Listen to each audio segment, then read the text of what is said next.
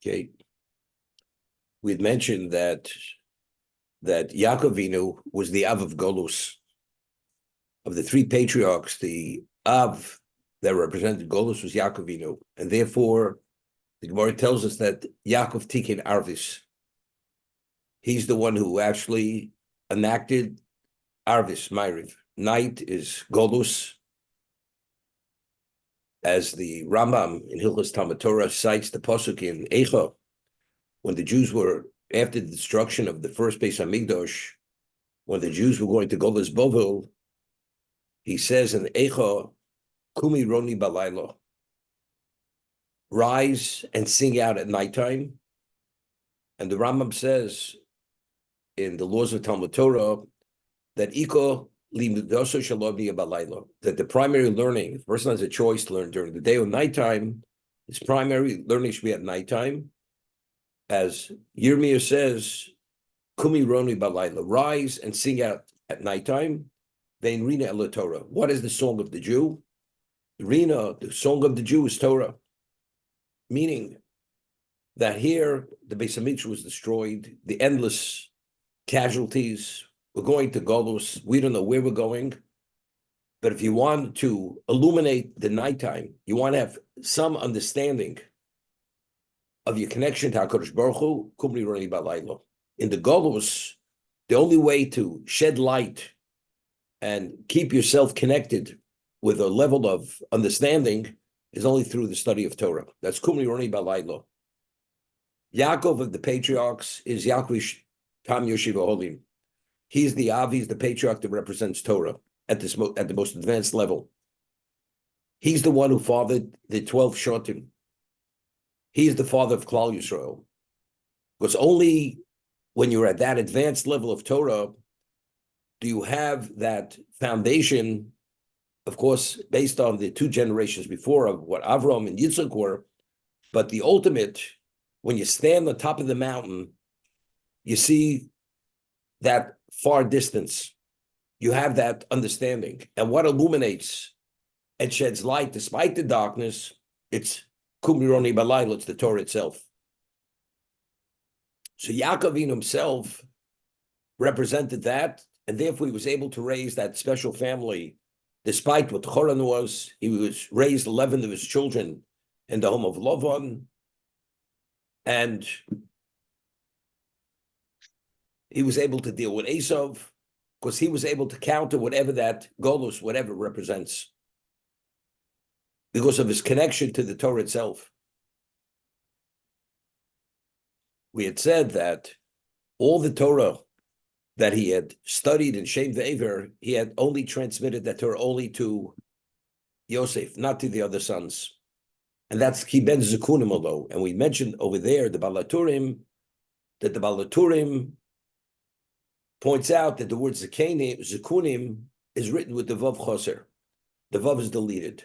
So without the vowels, it could be read Ben Zekanim, meaning he's the son who he had taught, transmitted the Torah of the Zekanim of the elders. Which elders? Shem Ve'ever. The Torah that you need to count the Golus, with Shem and Aver, they had saw the Mabul, they had seen the Mabul, Shem, the son of Noach. That's the Torah that they had transmitted to Yaakov, and Yaakov had taught this only to Yosef. Because Yosef, as we mentioned, is an extension of what? Of his father, of Golus. He's the Lehova. Esav is kash, as the pasuk says, is like straw, and the flame consumes the straw. That's Yosef. So Yosef is ben Zekunim Zekanim. He possessed that transmission of the Torah of Shem. When Yehuda is pleading the case of Binyamin, he refers to Binyamin also as Zekunim. He pointed out in Pasuk Chof, B'nomer al Doni Yeshul Abzoke B'Yeled Zekunim Koton Yeled Zekunim. So here also the word Zekunim is written with the Vav deleted. So again, the Balatur makes it a point over here that Yaakov had transmitted all the Torah that he had studied in Shem and Aver. He also transmitted to Binyamin, because Binyamin, being the son of Rochel, Rochel is the matriarch of Golus, She's the primary matriarch, and that's the reason we pointed out she was not buried in the Morsa Machpelah. She was buried on the way of Beis Lechem. Why? Because when the Jews are going to go to Golus, Bavel, Rochel will come out of her grave, and Rochel bevaka boneo, she will supplicate Hashem for her children, and Hashem answers v'shova bod v'vulam. Her children will come back from Golus. They will come back to their boundary. That was so Rochel represents that. Rochel's children represent the ones who were able to count the Golus. That's Binyamin and Yosef. And that's where the Gemara tells us, Ein zaro shel Esov, novel ela biad zaro shel Rochel. The progeny of Esov only could fall in the hands of the progeny of Rochel, not Yaakov. Rochel, because Rochel had that unique characteristic. She's the aim of Golus. And her children, Yosef and Binyamin, represented that. So initially, when the Torah tells us that Yosef was Ben Zekunim, that's why he loved him, because he was the guarantor of Klal Yisrael and Golus. But over here, he's pleading the case of Binyamin. Says, we told you, we have an old father, and he has Ben Zekunim Koton. Why is this important? I mean, the Torah is revealing it. That Binyamin was also the Ben Zekunim. Because over here, we read now in Sheni, Voya Kirosa Kena Narva Mes. If our father sees that the lad, the youth, is no longer alive, or he's not there, he will die. And you bring our servant, the old age of your servant Avinu, with pain, with angst, into the grave.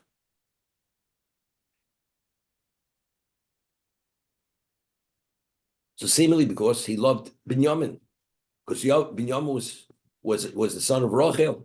That was the last vestige of Rochel. But again, although at this time Yaakov did not know whether Yosef was alive, but he understood whatever remnant there is, Binyamin is the guarantor that his children are not going to be consumed by the Golus. They're not going to assimilate. Therefore, when he says, so not that he's communicating to Yosef, that is his viceroy to this heathen, what the value of Binyamin is. He's Ben Zekunim.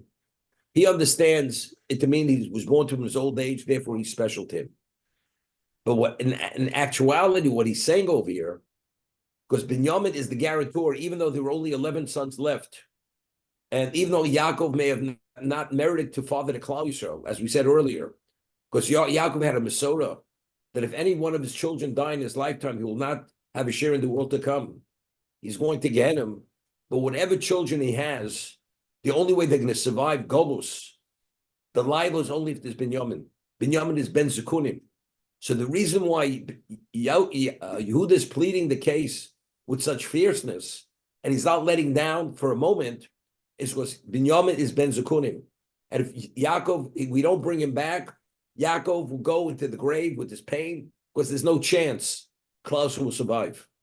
Even though it's 11 tribes. And maybe not the Klal Yisrael, which was meant to be, but whatever it is, it's not going to be. Therefore, our father will go into the grave. Not that Yosef, he understood what he was talking about. He understood he's born to him in his old age. But what Yehuda was driving at was because he's Ben Zekunim, he's the guarantor, because he has the Masorah from Shem ve'ever, the Masorah of the Zekanim.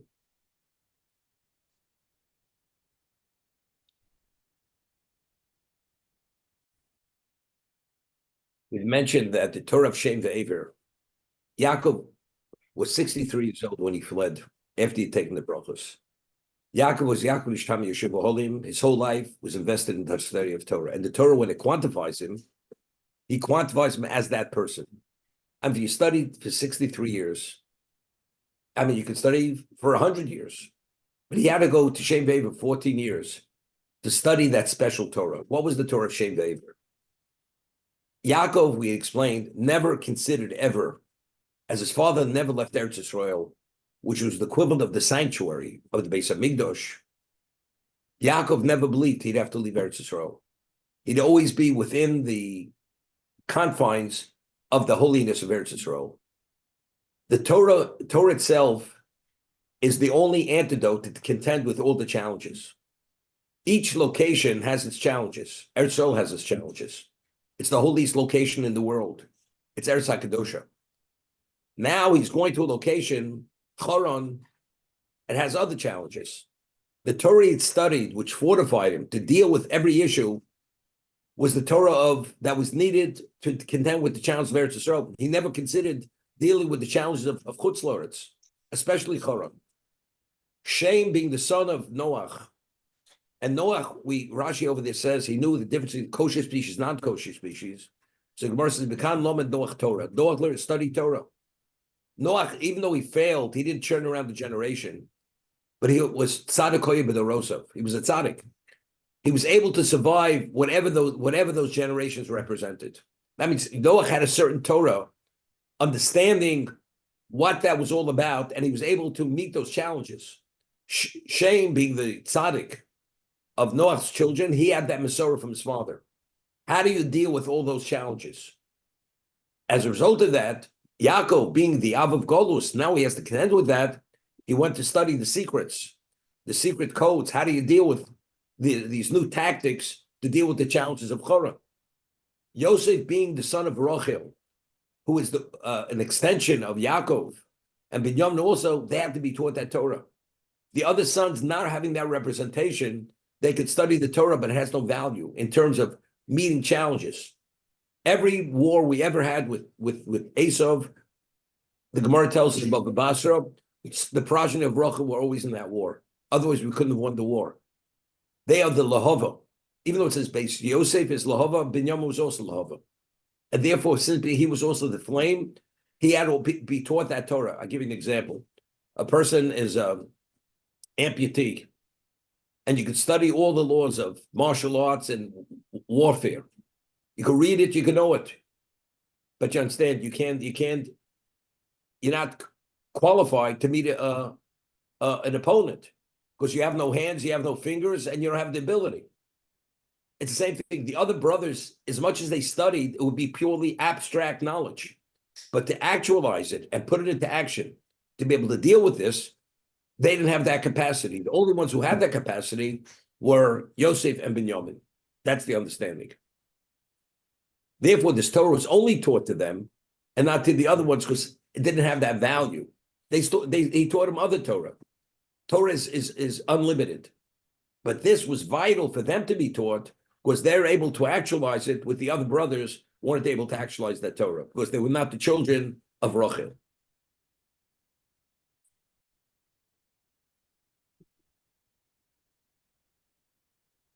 When the Egyptians in Shmos, they decided they're going to destroy Klal Yisrael to guarantee that they're going to remain slaves and they're not going to take over the country. They said to the populace that if there's a male child born, he has to be thrown into the Nile. They have to be drowned. And so Rashi cites Chazal, why did they choose drowning by water and not killing by sword, by fire? So they said because the God of the Jews, they didn't believe he's the ultimate, the omnipotent power. He's a power. When he takes revenge, it's always meter connected meter. It's measure for measure. If we kill his children by the sword, he will kill us by the sword. If we kill him by fire, he'll kill us by fire. But if we kill him by water, drown them, he made a covenant with the world that he will never bring the great flood on the world. He will not destroy the world with water.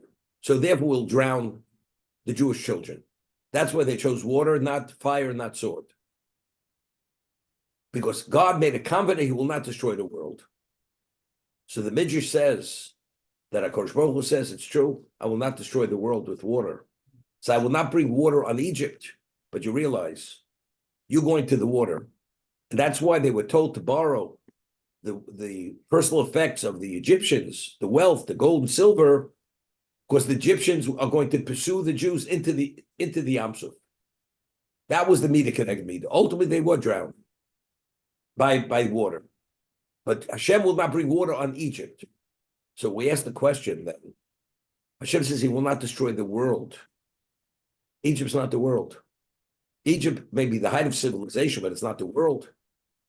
So so why was this? They felt so confident that if they drowned the children by water, he definitely would not bring water on, destroy Egypt with water. Because he said he won't destroy the world. If you take a look in the Medrash Tanchum, this week's parsha, Medrash Tanchum says, Yudah says to his brothers, Yudah was getting enraged. And Yosef knew that when Yudah gets enraged to a certain point, Yudah, he will not be able to control Yehuda. And Yudah had power and what was it?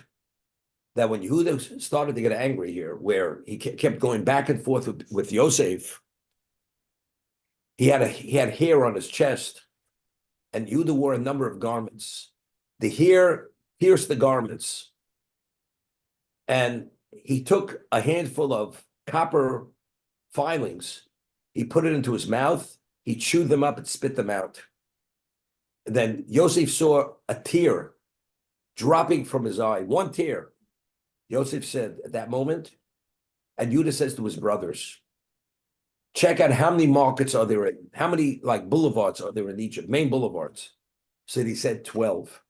He says, I'll take 3, you take the rest. We're going to destroy Egypt. And the town is going to be painted with blood, the Egyptians' blood. These are the words of the Medrash. You can look it up.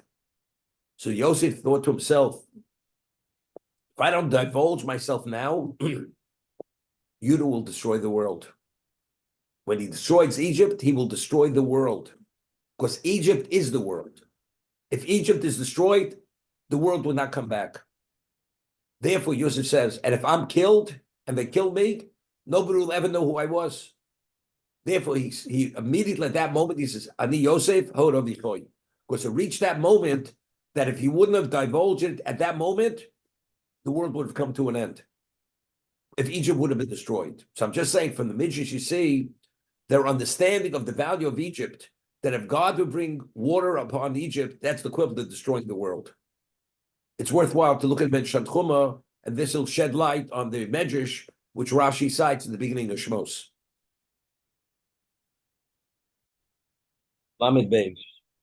Ki avducha ora v'sanar. Mim ovi lemor. Your servant assumed responsibility, is the guarantor for the youth, for my father. If lo aviyenu elecho, I said to my father, if I don't bring him back to you, chotosh lo b'kol hayomim, I will sin to my father all my days. What's all my days? So he said, Rashi says, take a look. First look, what is he telling Yosef? That he is the guarantor. Because evidently, he's the spokesman. That means he has more in the game, skin in the game, so to say, than all the other brothers. That's why he's the spokesman. He's not saying because he's the leader. Because he has more at stake than the rest of them. So he's telling him, you know why I'm the because I'm the guarantor. And if I don't return my brother, what's going to be? Not only do I forfeit my life, I forfeit my share in the world to come. Rashi says, Yomim,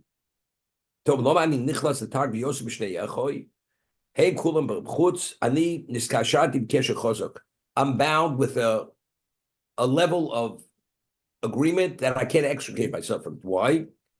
I'm excommunicated from both worlds. From this world and the world to come, if I don't bring Binyamin back. The Gemara tells us in Makos, this is Ernie's favorite Masechta, in the second parak, that factually the Gemara tells us in Sota that until Moshe passed away, the remains of Yehuda, they had taken, all the tribes took out their antecedents from Egypt. Every one of the Shvatim were taken out by their tribe. So Yehuda was taken out by Shevet Yehuda. They took him out, his remains. It says his bones were rattling in the coffin for 40 years. They were uneasy. Why? Because Yehuda was excommunicated from the time he had said then that if I don't bring him back, I will be excommunicated from both worlds, even after he passed away, he was not admitted into Yeshiva Shel Malo, into the Heavenly Torah Academy. So the Gemara asked why, but it was a conditional excommunication. If I don't bring him back, I'll be excommunicated. So, and only Moshe says, V'zos lihuda v'ayomar, and only Moshe was able to reinstate him to achieve that level in Yeshiva Shel Malo, to be fully reinstated. So Gemara says, but he fulfilled the condition. It was a conditional excommunication. So the Gemara answers, when it comes to spiritual excommunication, even on a condition, unless initially when you make the condition, you have control over everything, the excommunication is effective. So since when Yehuda gave the guarantee, it wasn't clear he could bring him back, even though he brought him back. But since at the time that he had made the condition, he wasn't in control of the situation, therefore he was impacted negatively by that excommunication. And therefore his bones rattled, those are the words, for 40 years until Moshe was mispala, prayed that he should be reinstated in Yeshiva Shel Malo, in the Heavenly Torah Academy, that he has the primary say in the halacha on the spiritual level. But it's not a question, is this. Yaakov understood what the ramifications of even putting yourself in an excommunicated state, even on the condition. Why did Yaakov allow Yehuda to do this? Understanding the seriousness of spiritual excommunication, Yaakov agreed to this. He was only Yehuda. Reuven wanted to give a guarantee. He referred to him as Bechor Shotem. I don't even want to pay attention. When Yehuda gave this guarantee, he says, now I will release you, Binyamin. And what about if he would give it a lesser guarantee? I will give my life to bring Binyamin back. Why is that enough of a guarantee? Here he put himself out on a limb that there's nothing comparable to the guarantee he gave. But having such a negative side to it, Yaakov, but it seems that Yehuda understood anything less than this, Yaakov would not be agreeable to release Binyamin. Why not?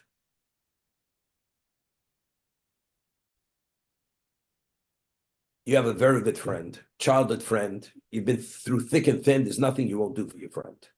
And your friend needs a serious amount of capital, for whatever it is. And your friend comes, he says, could you help me out? He says, of course I'll help you. Tell me what you need. And the person goes beyond the friendship, gives him an enormous amount of money. And the friend says, I appreciate it, but I need a little bit more. Need a little bit more. He says, I'm sorry. I can't do more. I've done my best. So he doesn't do more. As much as it was generous beyond anybody's imagination what generosity is, but he says, I can't do more. Time passes. This person's son has the identical financial issue. And the son goes to the father and says to his father, Father, I need help. Could you help me? He says, of course. And he helps him to the same degree that he helped his friend. And he says to his father, but I need a little more. He says, of course, whatever you need, I'll do more. When it came to the friend, he believed he did his best. He couldn't do more. In his mind, I can't do more. But all of a sudden, when it comes to your son, you realize you have a capacity to even do more than that. So whenever we speak about our limitations, do we really know what our limitations are? We don't know. So Yaakov understood the only way he's guaranteed Yehuda's doing his best, he has to put everything on the line. Excommunicated from the physical world and the spiritual world. Anything less than that, there's no guarantee Binyamin's coming back. That's the reason why Yaakov only agreed to release him if this was the degree of guarantee.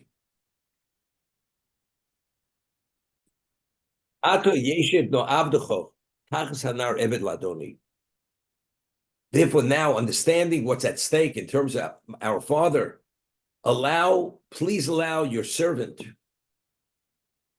to be in the place of the youth, a slave ladoni, and the youth will ascend to his father. So Rashi says, I mean, what do you want him?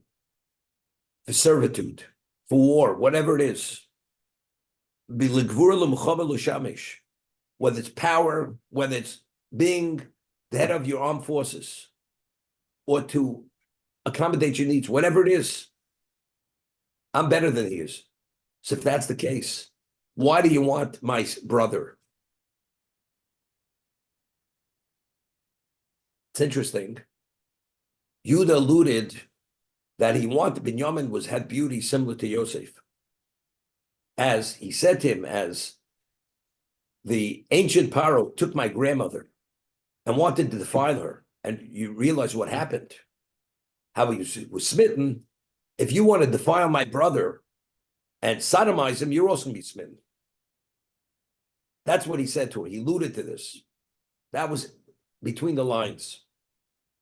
Rabbi, I would say, Wait. And to prove it, he says, look, in terms of servitude, nobody equals me, whether it's war, whether it's power, whatever. So what do you want? What do you want the kid?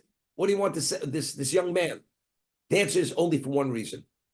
For your perverted sexual needs. There's no way. That was the clincher. That was the confirming point. It's not to be a slave, but a slave to accommodate all his desires. Okay. This question. Torah tells us now, Ruvain was the first son of Leah. Why did she name him Ruvain? Because Hashem ba'onyi. Hashem kisnu anochi. Hashem saw that I was disliked. She was barren. Therefore, she gave me a son, so I should be in a more positive light to Yaakov. Hashem kisnu anochi. However, the Gemara says in Brochos that there was another reason why she named him Ruvain. Ru ma bein beni leben chami. I mentioned this question. Look at the difference between my son and the son of my father-in-law. The son of my father sold the birthright. And although he sold the birthright, he wanted to kill his brother, Yaakov. My son, the birthright was taken from him and given to Yosef. And when Yosef was thrown into the pit, the Torah attested the fact that Yosef only gave that advice because he wanted to go back and take him out of the pit. So look at the difference between my son and the son of my father-in-law. That's the Gemara in Brachos. And Rashi cites it over there, because his intent was to save him. But I asked the question, Rashi says, why did he not agree that he should be killed? He should be thrown into the pit.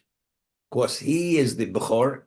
And if there's going to be a claim against anybody, he's going to bear the brunt of that fault. So for self-interest, he went and he suggested to throw him into the pit. It's not that he's a tzaddik. It was for self-interest.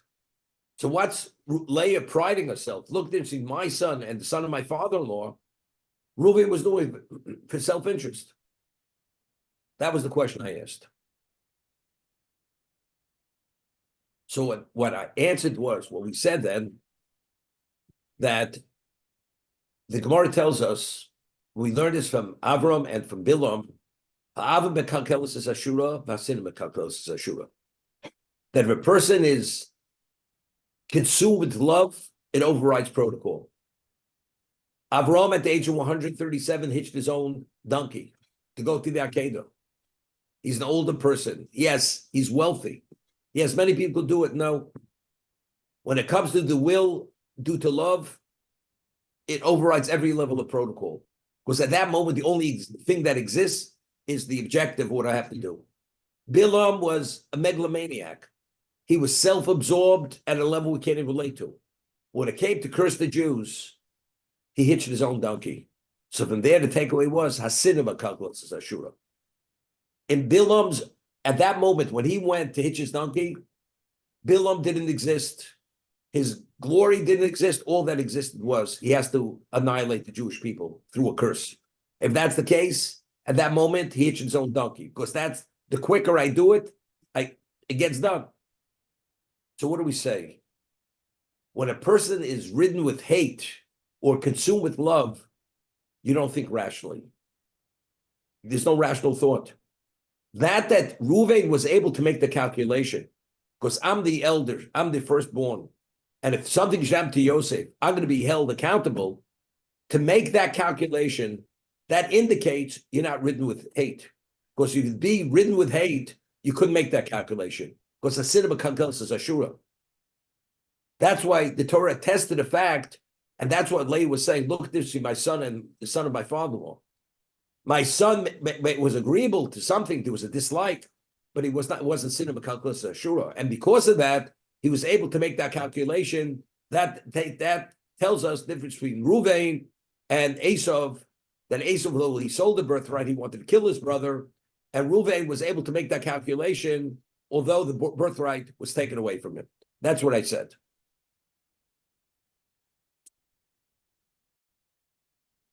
Afterwards, after Yosef was sold, they saw the way the father was grieving. And as much as they tried to console him, they couldn't console him. So they realized we're talking about brilliant people, holy people, spiritual people. So why did they not see it right? You know why? Every one of them hated Yosef to the point they did not think rationally. Therefore, they followed the advice of Yehuda. Do you know what they said to Yehuda? What is the difference between a leader and a follower? A leader rises above the fray. You should have had that level of objectivity, which is leadership, and not allow us to be consumed with that hate. Do you know what the answer is? You were as affected as we are. And because you were affected as we are, you're not qualified to be the leader. That's what they said to Yehuda. Therefore, he fell out of favor. It indicated the qualification for leadership Yehuda did not have. Because if he had them, it couldn't have happened. Because when they saw afterwards how Yaakov was suffering and how he took this, a rational person would have never allowed this to happen. That's my point. So my Shlomo Melech refers to the Gedolei Yisrael, the Torah sages, the leaders, as Einei Ha'am, the eyes of the people. So the Malbim explains why are they referred to Einei Ha'am, the eyes of the people. When Hashem created the human being, why the eyes, the placed in the highest part of the body? To maximize on sight. If we lower it down, you wouldn't see as far. So you put the eyes on top of it. Hashem created the human being as the highest point to maximize on sight. The Einei Ha'am, the Gedolei Torah, they see things which the average person does not see. Not well visual. Meaning they understand things. Why did they understand things that the average person doesn't understand? They have this sage wisdom. The answer is because they have Torah. That's Barasi Yitzhak, Barasi Torah Tavlin. The Torah gives them that level of illumination, which is connected to divine. Therefore, their eyes see what the average person doesn't see. The same idea. Because that's the Barasi Torah Tavlin. The Torah is the ultimate antidote, which allows the person to overcome all these natural handicaps which a human being has, which is called ego. That's the only thing that can deal with ego. But sometimes we're victimized by that ego, even with the Torah.